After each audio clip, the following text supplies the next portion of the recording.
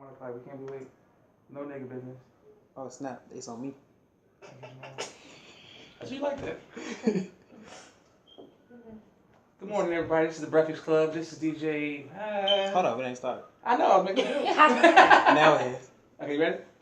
Okay, welcome everybody to Off the Record. I'm Joshua Muhammad, Miriam Muhammad, Naeem Muhammad, and today we're interviewing our mother, Sharrieffah Muhammad.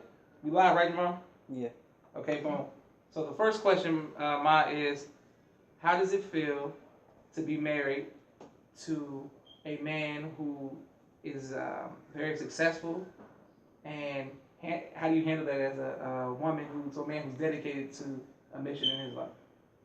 Well, it feels great to be married. It is a blessing to be married. Mm-hmm. It is a blessing to be married to your best friend. Mm-hmm. Now, we've been married for many years, so it's a wonderful thing to go on a journey with your friend through life. So it's a blessing. Wonderful. Take it, man. Our next question is, what was it like working with Mother Tanetta, who is the wife of the Honorable Elijah Muhammad? Oh, it was the ultimate honor. It was such an honor and a thrill to be able to be in her presence and to travel with her and to experience her humor. A lot of people don't know. You think of Mother Tanetta and you think of her as this very highly spiritual woman, as she was and is, but she is so funny. Her humor and the things that she did, and so sensitive as a mother and as a sister. And she really taught me a very important thing that I take with me, and that you go to the mosque, or your place of worship is a place that you go and you get juiced up there, and then you take it out into the world. You make yourself an ambassador of whatever your faith tradition is to the world. She taught us that you go to the mosque, you get your juice, you get your information, you get your marching orders, and then you go into the world. And I mean, she went everywhere. And some of my most fabulous cultural experiences have been with Mother Tanetta in the world, going around, traveling about with music and medicine and color and mathematics.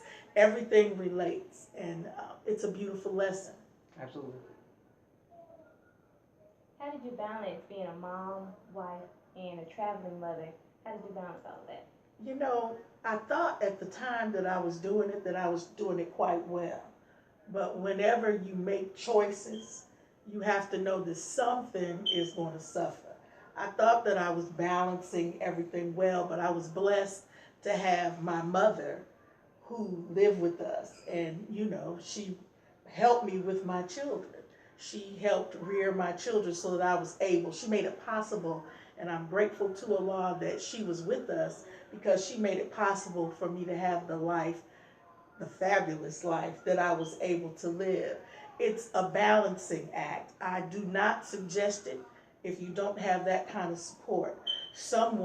If the father is always gone, the mother cannot always be gone. Someone has to be there, because rearing children is a 100% of the time. It's a job.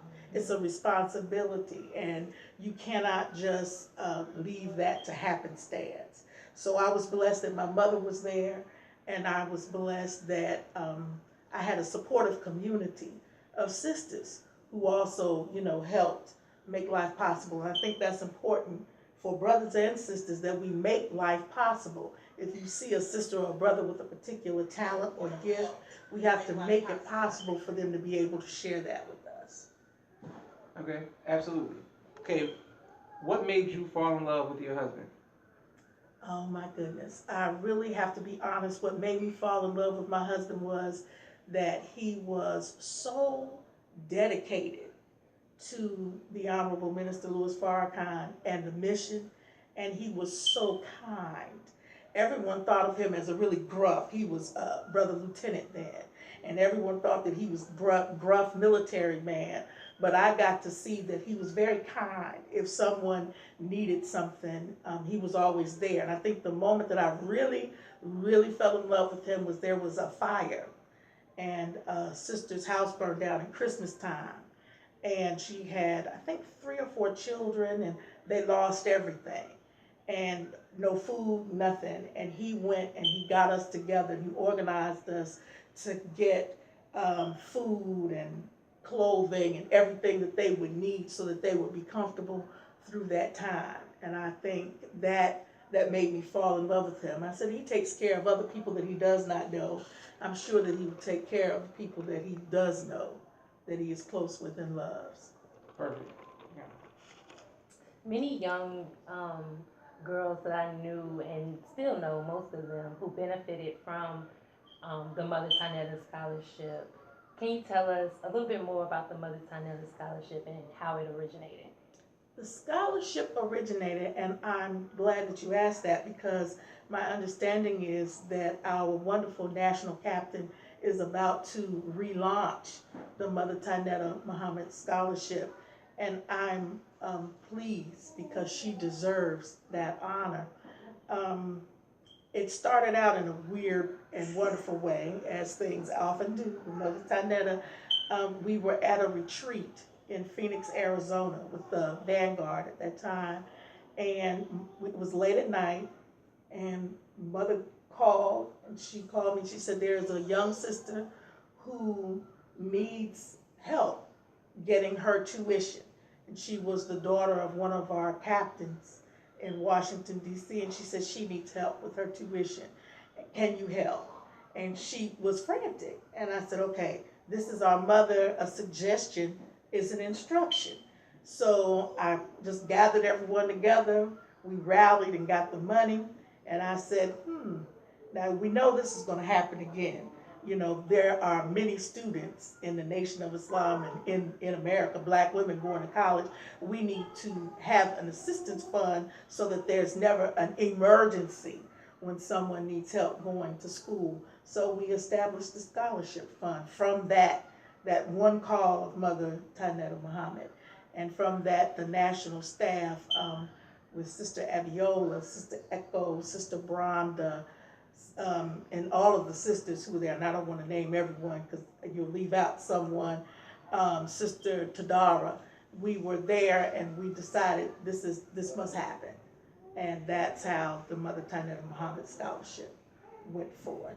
Thank you. You're very welcome. Thank you. How did you get involved in plays and musicals and pageants when you were younger? Oh, when I was younger, you will not believe it, but I was a shy person. I was a shy little girl. And my mother thought that I would benefit from having, she exposed us to everything. So I went and I tried out for a play. My mother put me in ballet, and I loved it. I loved the experience of being on stage, and gradually, over time, being in plays, I just developed, and I just loved theater. I loved to read, so I love books and poetry, and a natural extension of that is to go into theater, and that experience led me into pageants and oratorical contests with the Junior Eastern Stars and members, things like